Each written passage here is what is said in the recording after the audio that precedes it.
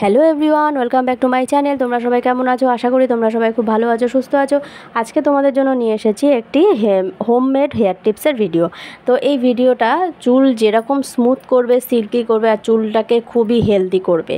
তো এই টিপসটা তোমরা একবার হলেও কিন্তু ট্রাই করো। মানে মাসে আমি এটা সপ্তাহে 2 দিন করে আমি ট্রাই করেছি। সপ্তাহে 2 দিন করে আমি একটা মাস আমি লাগাতার এটা ইউজ করেছি। তো ইউজ করে দেখলাম যে সত্যি চুলের হেলথ যেরকম ভালো রাখে, চুলের যে কোনো সমস্যা, স্ক্যাল্পের সমস্যা এসবের থেকে দূরে রাখবে। তো এখানে দেখো আমি একটা ভার্জিন কোকোনাট অয়েল নিয়েছি। সে তুমি যে কোনো কোকোনাট অয়েল নেবে, শুধু গন্ধযুক্ত তেল নেবে না। তারপরে এরকম আমি যেরকম করে গরম করছি ডবল বয়লারে, মানে গামলার মধ্যে জল দিয়ে তার মধ্যে বাটিটাকে রাখতে হবে, সেইভাবে গরম করতে হবে। তারপরে বাটিটাকে নামিয়ে নিয়ে একটা ইভিয়ান 400 ক্যাপসুল ফুটো করে পুরো নির্যাসটা ওই তেলের মধ্যে দিয়ে সুন্দর করে মিশিয়ে নিতে হবে।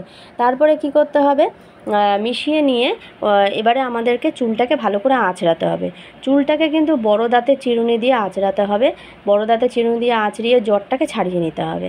তারপরে সিঁথি কেটে কেটে একটু তুলোর সাহায্যে পুরো স্ক্যাল্পে লাগাতে হবে।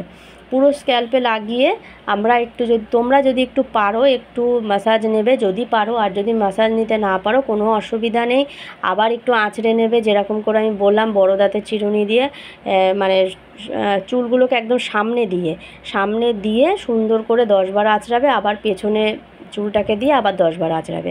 এরকম করে আঁচড়ালে কী হয়, ব্লাড সার্কুলেশনটা বাড়ে। তো চুলের হেলথ মানে এমনি আমাদের চুলের হেলথটা ভালো হয়।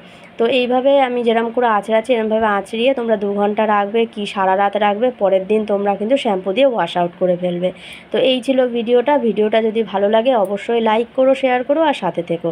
Thanks for watching.